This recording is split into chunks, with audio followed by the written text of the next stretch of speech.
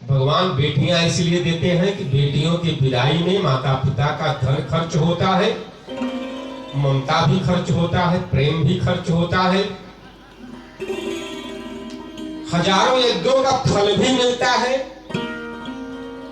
और बहुत से अपराध ऐसे होते हैं, पाप ऐसे होते हैं इस जन्म के, पूर्व जन्म के, जो नष्ट हो जाते हैं। बेटी के विदाई में हमारे आंखों से आंसू जो गिरते हैं, आंसू जो बहते हैं, वे हमारे अपराधों को नष्ट भी करते हैं, पापों को नष्ट भी करते हैं।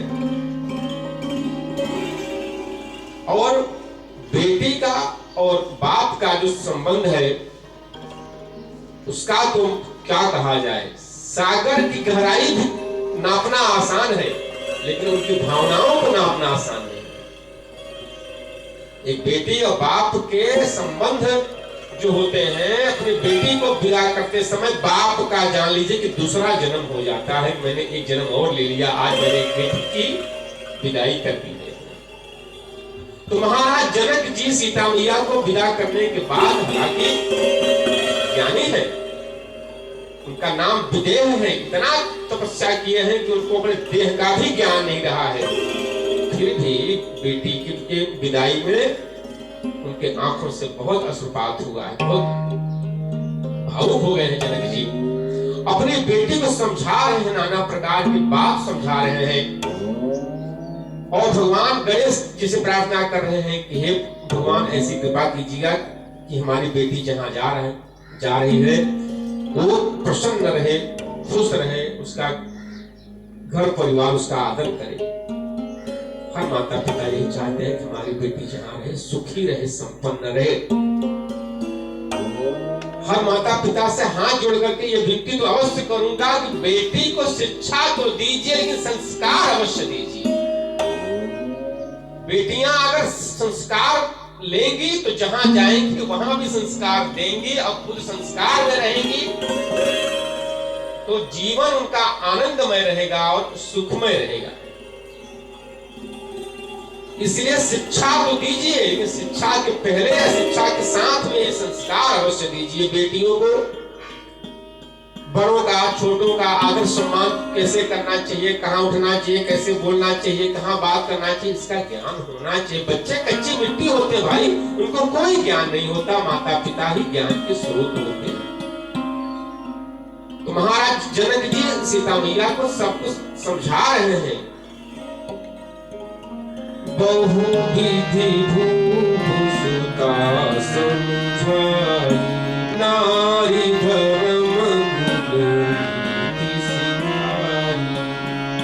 राजा ने सीता को ही नहीं, मांडवी को, सुकृति को, उर्मिला को,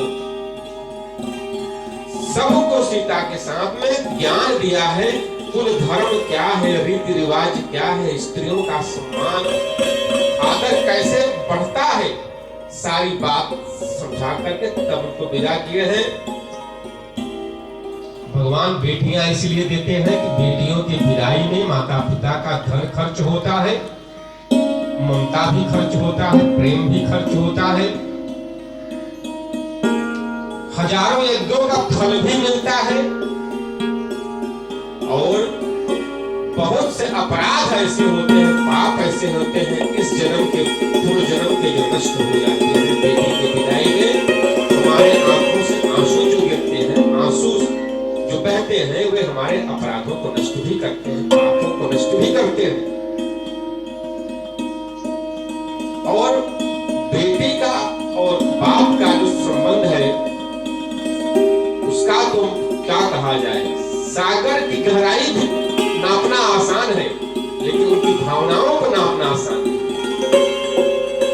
एक बेटी और बाप के संबंध जो होते हैं, अपनी बेटी को विदा करते समय बाप का जान लीजिए कि दूसरा जन्म हो जाता है। मैंने एक जन्म और ले लिया, आज मैंने एक बेटी की विदाई कर दी है। तो महाराज जनक जी सीता मैया को विदा करने के बाद, हालांकि ज्ञानी है, उनका नाम विदेह है, इतना तपस्या किए हैं कि उनको अपने देह का भी ज्ञान नहीं रहा है, फिर भी बेटी की विदाई में उनके आंखों से बहुत अश्रुपात हुआ है, बहुत भावुक हो गए हैं। जनक जी अपनी बेटी को समझा रहे हैं, नाना प्रकार की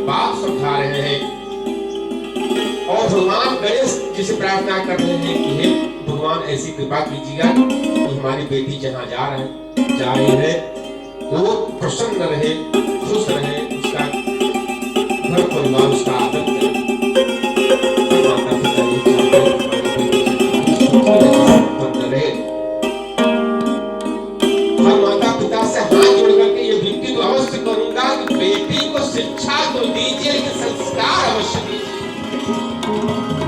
बेटियां अगर संस्कार लेंगी तो जहां जाएंगी तो वहां भी संस्कार देंगी और उनके संस्कार में रहेंगी तो जीवन उनका आनंदमय रहेगा और सुखमय रहेगा।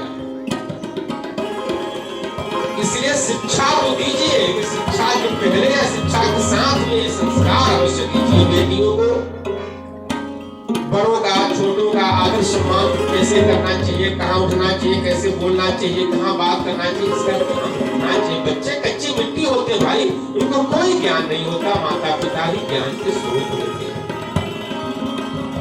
महाराज जनक जी सीता मैया को सब कुछ समझा रहे हैं। बहु विधि सुता समझाई, नारी धर्म राजा ने सीता को, पांडवी को, सुकृति को, उर्मिला को, सबको सीता के साथ में ज्ञान दिया है। कुल धर्म क्या है, रीति रिवाज क्या है, स्त्रियों का सम्मान आदर कैसे बढ़ता है, सारी बात समझा करके तब उनको विदा किए हैं।